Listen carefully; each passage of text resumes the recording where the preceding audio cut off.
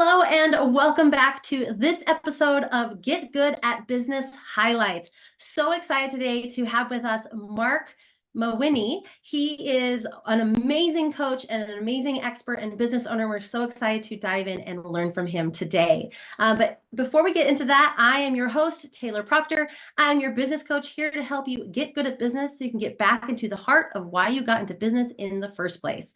And we do that by exploring the I Move method, which stands for intuition, marketing, operations, velocity, and execution. And so today, joined by Marc, we'll be talking through the I Move method as it pertains to his business. So Marc is a lifelong entrepreneur who helps coaches get more clients without, so key here, without paid advertising. He achieves this with his coaching programs, his podcast, Natural Born Coaches, and his Facebook group, The Coaching Jungle, and his Secret Coach Club. He's been a speaker for events like Social Media Marketing World, frequently makes social media appearances, and contributes for entrepreneur.com. You can learn more about Marc at naturalborncoaches.com, and of course, by staying tuned as we dive in today. So thank you so much for joining us, Marc. So excited to have you here. Thanks for having me, Taylor. I'm glad to meet a Taylor who's not named Swift. I'm kind of all tailored out with all that stuff. So it's nice to meet a Taylor Proctor, not Swift.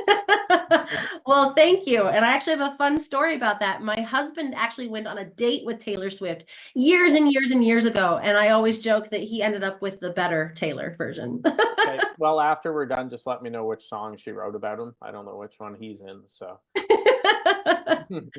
I love it. Awesome. So, Marc, let's dive right in. Share with us the inspiration that led you to helping coaches get clients without those paid ads and really shaping your path with Natural Born Coaches and the Coaching Jungle. yeah, so I got into the coaching world March of 2014. So I'll be celebrating 10 years next month. Congrats. Yeah, thanks. Time flies. It feels like 6 years, maybe seven. But anyways, just 10.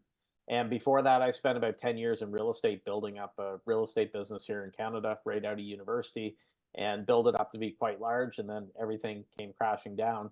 And I had a period of a couple of years where I was, I always say lost in the wilderness, not literally in the wilderness, but after a decade of just nonstop success, all of a sudden have everything crash and then nothing's working. It's a little frustrating. So that's how I first worked with coaches, was in that period after the closure of the business, and saw what coaching could do. I had a front row seat to it.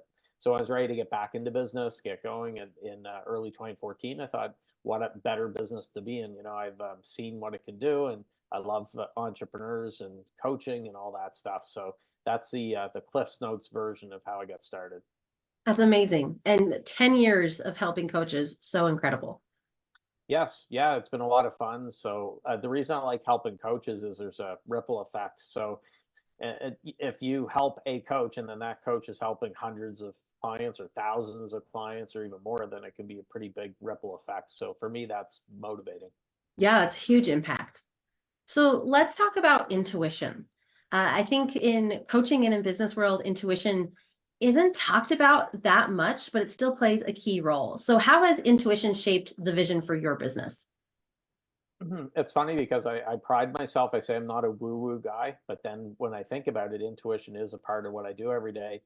Because, and you know this from being in the game for long enough. For example, you're speaking with someone, your spidey senses might start tingling.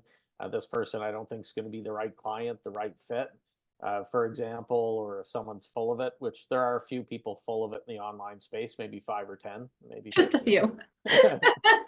My rule of thumb, on all honesty, I assume someone's full of it online until they prove otherwise. That's always served me well. But so the intuition helps me every day, just with decisions I have to make. But it's interesting because some of the things I've done, for example, with my podcast, Natural Born Coaches, that was just I had a nudge to start a podcast back in November of 2014 is when it started.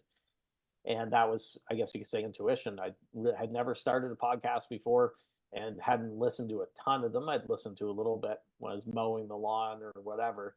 But yeah, I said I'm going to start a podcast, and I just jumped in and did it. And that's happened a lot of times.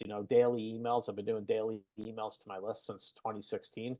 That was intuition that, hey, I think I'm onto something here. I'm going to continue with it. So yeah, it's interesting. I guess I'm a Star Wars fan, so it's kind of like the Force. Of course. For entrepreneurs, I prefer to say the Force. It sounds cooler, but I guess it's intuition. I love that. And I agree. I think the force does sound cooler. Yes. I love that. So when it comes to marketing your business, it sounds like intuition led a little bit of that with the daily emails and with the podcast. What other unconventional approaches or strategies do you use to market your business? Well, I probably stole my own thunder by mentioning daily emails in the last question, because that's the one that I would say is probably the most, I'm not going to say unconventional, that no one else has done it, because there are people who did it. Ben Settle is really the person I followed and still follow years later, and he was an inspiration to get into daily emails. One thing that is interesting, I was speaking about this yesterday, I was doing a workshop. I do a lot of joint ventures with partners because I have people approaching me to have something like a product or a service that could be beneficial for coaches.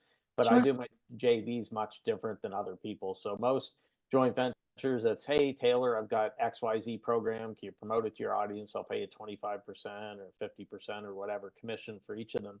I do something I call a flat fee JV. Partner pays me a flat fee. They keep 100% of sales, and then I include a whole bunch of things in there to hammer the heck out of it for promo wise and stuff like that. But I've had people say to me like, "Gee, I've never seen it done this way" or whatever. And it's a method I started in late 2019. I've done, well over 100, probably 150 of them by now, and I can't see myself changing from that model. So I guess to answer your question, besides daily emails, it would be flat fee joint ventures. Yeah, that's incredible. And I've never heard of a model like that either. And I'm sure that is so beneficial across the board, right? It's giving good value to your audience and a resource for them. And the joint venture partner gets that opportunity to really take the Yeah, full cut. there's a couple really big reasons why I like it. First off, I find there's a lot of lukewarm joint ventures out in the online space where you have people, man, maybe sending an email or two or a couple posts, and often it's copied and pasted swipe copy. So if Yeah, someone has a number of partners, I don't know if this has happened to you, but all I'm the on a lot of same. email lists. I'm getting the exact same email, but just with different names on it. So they're copying and pasting. My stuff I do, it's all in my own words, and stuff. I like to keep it real that way. So, but it's not a lukewarm joint venture because I know that I'm being compensated for it. Then I'm gonna have to deliver. I can't sit on my Yeah. butt and not do anything with it. The other reason I like it, it saves a ton of time, probably hundreds of hours a year on my schedule, because I send any prospective partners who reach out to me over to my page. It's jvwithmarc.com if anyone wants to check it out and see how I have it set up. Marc with a C. Mhm. So they go to jvwithmarc.com and they'll see in there that I do the flat fee. And if they're not interested in that, they only want to pay commission, then they don't book the call, right? Because we don't want to waste anyone's time. And the reason I love that is, I'm sure you get this all the time too, Taylor. You have people reach out to you and they're kind of playing that game. Oh, Taylor, I'd love to hear, what you're all about. Let's do a virtual coffee girl and all this stuff. But really, it's just a thinly veiled disguise to get you on as an affiliate to promote their stuff. Well, if you Right. have a paid shop like that, I estimate, this is conservatively, I save at least probably 300 hours a year on calls. And anytime at the time I have anyone reach out to me, I send them that page, and it's going to be win-win for me regardless. If they book the call, they're probably already sold because they see all the details are laid out Right. there. And if they don't book the call, I don't waste my time. They're not wasting their time. And yeah, time is very limited, as you know, with the online or the entrepreneur space. So that's why I love flat fees. Yeah, I think that's so cool too, because it really kind of pulls that intuition. If somebody is moving forward and having that call with you, then you're tapping in and going, is this really going to be a good fit for you and for your audience, and be able to put the work in to make that connection. And then also you've touched point on operational support, right? You put it in operations with those JV opportunities to make sure that your time is saved, which is so incredible. Yes, exactly. And it works out well. I've made some friends, I'd say even, but great partners. We've done a lot of encores. Some partners have done 4 or 5 JVs with them since 2019 when I started it this way, which is great because I know them. I know they have good quality Right. stuff. And so I say it's a win-win-win. Win for me, a win for the partner, and then a win for my community because they're getting access to some really good programs and services. Absolutely. So let's keep on talking about operations for a second, because that already I know our watchers and our listeners are like minds blown. So what other operational measures have you implemented in your business to really support your coaching programs, the podcast, the community, and all that you have going on? So, I mean, I have first are systems. Obviously, if you've been doing anything for 10 years, you're going to figure out what works and what doesn't work. So, There's certain things I do same time, same every single day, or a weekly somethings I call them, where I know that something's happening pretty much every day of the week. There's something going on. And then in terms of support with team members, because you can't do everything yourself, obviously, there's help, the obvious stuff like podcast support with production and so on. I'm just onboarding someone now, a great motivated guy. He's in his 20s, go, go, go. I miss those days. I wish I was 23 again, but anyways, I wish I could bottle up his energy and just drink it like Red Bull. So he's in the process of acting almost, my Facebook group, there's about 25,000 members. And I want it to be different than most other. You have a great group, so but there are a lot of bad groups out there and stuff. And what I want to do is have it almost set up like a concierge service at a hotel. What do you need? How can we help you? You got to have the resources, have the support, and so on. So he's in the process of just getting rolling now and doing a good job so far in the early days. So I'm a big fan of getting support. It doesn't have to be hiring a whole bunch of people right away, because of course you need to have the cash flow to do it. Even if it's doing it piecemeal, starting out with this service, maybe it's 5-10 hours a week of VA help or something, and then it's something else and something else. One thing I don't give up is content creation. Some people say, oh, you should hand that off or whatever. That's my baby. I'm like, no one's getting the content creation. It's got to be me. For now, at least, it's not going to be AI or a team member doing that. Yeah, and I love that too.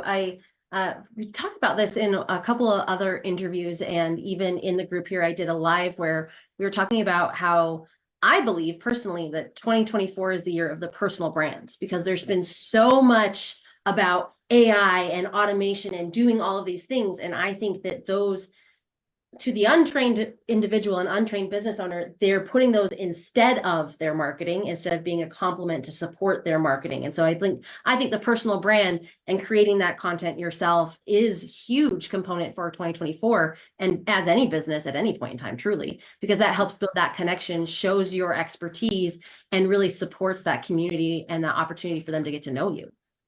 There's another trend I'm seeing, that people are starting to get a little bit hesitant or gun shy when it comes to programs.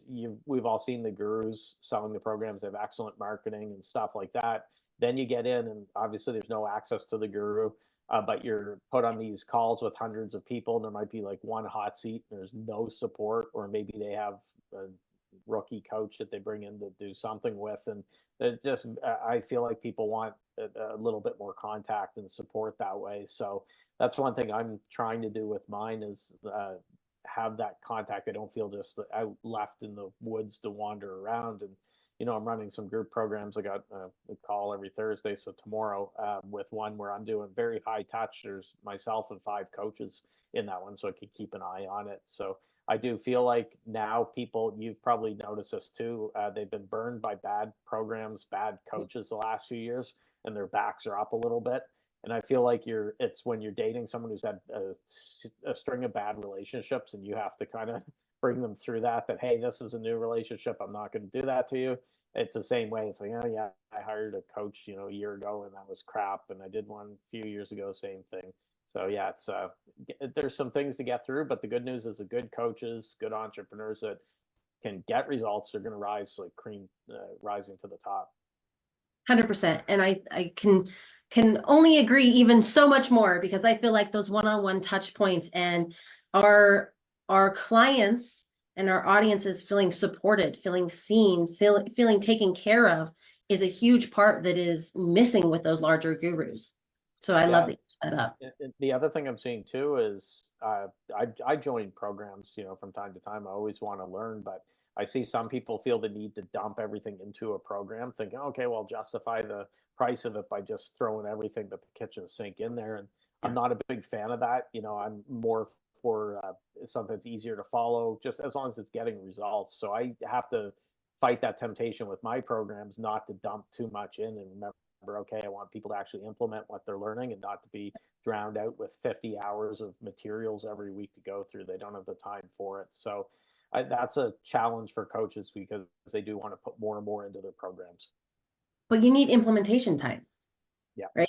So one of the things, I have a mastermind, and it's a 5 hours a month mastermind, and it's meant to be You learn and you implement and you ask questions, and then you learn, you implement and ask questions for that exact reason, right? Like, let's get to it. Let's get in. Let's actually do the work and not get that information overload and actually propel forward in your business, which I love. Yeah, So, what? Oh, go ahead. oh, I was going to say, so those are, we've been talking also about like, these are strategies to help support and grow your business. So what other strategies have you employed to maintain and accelerate your company and add that velocity, the V of our I move to your business? Um, it's not always the sexiest superpower, but consistency I think is important. So with daily emails, my podcast is up to 855 episodes released, and going out on shows, a lot of shows like this, and it's just showing up every day, doing those things. And I know a lot of times people want to do something for like a week and then get all these results from it, and then it doesn't work, so they're off to the next bright shiny object.